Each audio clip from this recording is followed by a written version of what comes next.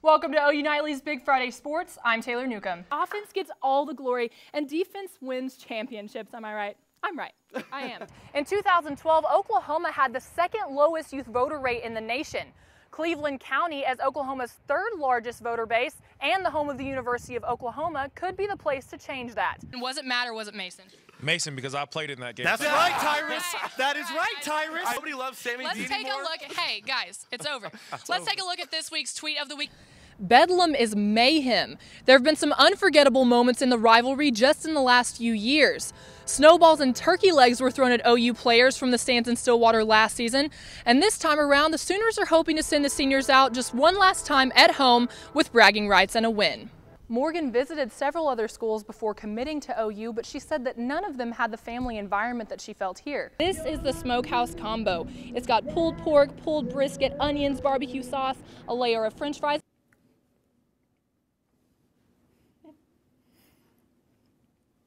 I'm not going to take another bite of that. There have been a couple of scary injuries on OU's football team this season, but this weekend the Sooners should be back on the field in full force. Lauren Alexander earned a full ride in women's gymnastics while she was just a junior at Plano Senior High School. But shortly after signing her letter of intent, Alexander was injured not once but twice, putting her out of the game for 2 years. Coming back as an OU freshman was tough. It was really hard. I'm not gonna lie. It was a lot. It was a lot more than I expected it to be. Alexander always wanted more from college than most athletes. Being a student athlete makes extracurricular activities like Greek life difficult. After training for 1 semester, Alexander and her coach agreed it may be best for her to leave and pursue other dreams. So Alexander went through formal recruitment and pledged Tri Delta, just like her mom.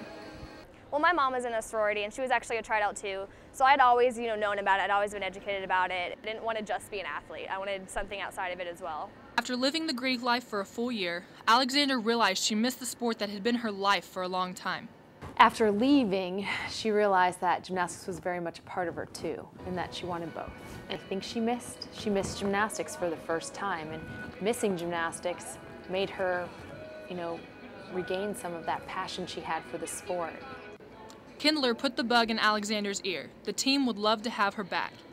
Alexander decided to walk on as an event specialist on the balance beam last year.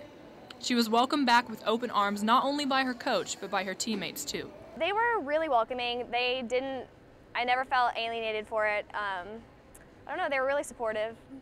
I think that our team really respects Lauren for the choice that she made. That's a big choice to decide, okay, I'm going to do all this and I'm not going to be on that scholarship I was my freshman year, and I'm going to do it just because I love it and I want to do it. Last year as a junior, Alexander competed in every meet and finished the regular season ranked number 11th nationally on beam. And to top it all off, she was named the Big 12 Event Specialist of the Year. You will notice her grace, her ability to make things look so incredibly easy and so light. And on beam in particular, which is, in my opinion, the most difficult event in women's gymnastics. She does a very good job of balancing them both.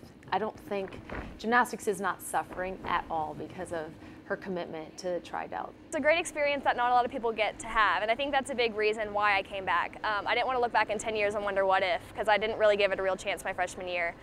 Alexander has a lot of goals for this upcoming season, and although she doesn't want to jinx it, she says she would love to see her name up there on the All-American board. Taylor Newcomb, Sooner Sports Pad. February 9th, 1964.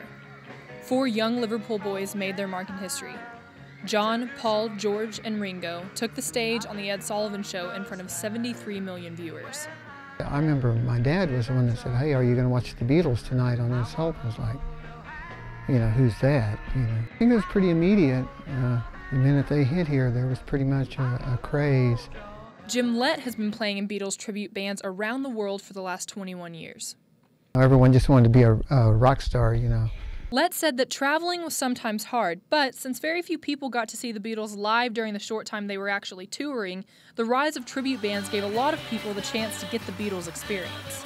They get a lot of joy out of watching the show, and I guess for people that were around at the time, it rekindles those memories for them, and some people get really emotional about the whole experience.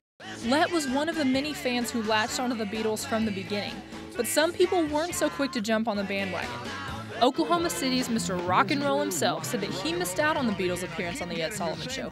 And when a fellow DJ played a song for him soon after, he admitted to being skeptical. He said, I want you to listen to this group, tell me what you think about it, about these guys. I had no idea who they were.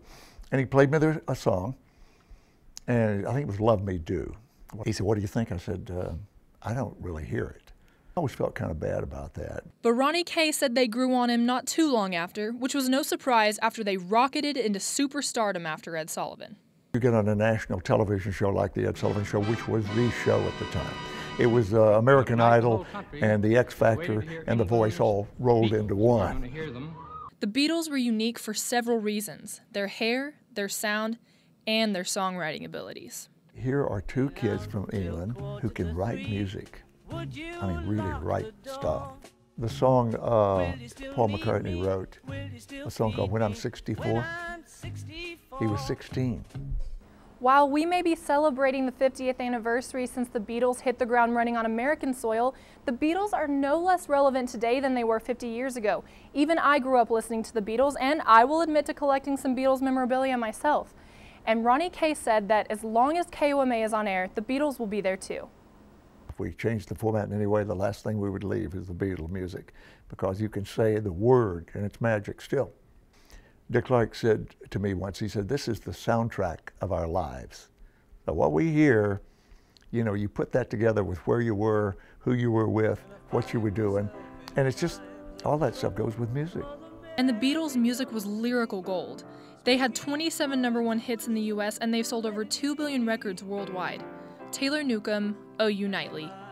Thanks, guys. Today on Big Friday Sports, it's NCAA tournament time, and I'm not talking about March Madness. Plus, Trevor Knight's out, Cody Thomas is in. Find out what that means for the Sooners. Stick around, Big Friday Sports is up next. Obviously, any win is a good win, but I can't deny that the last couple weeks have made me a little bit worried. You know, a bunch of people are grabbing their torches and pitchforks and asking for Trevor Knight's head, but think about it like this. Trevor Knight was 14 for 36, and that's not great percentage-wise, but he still had a lot of success with the deep pass.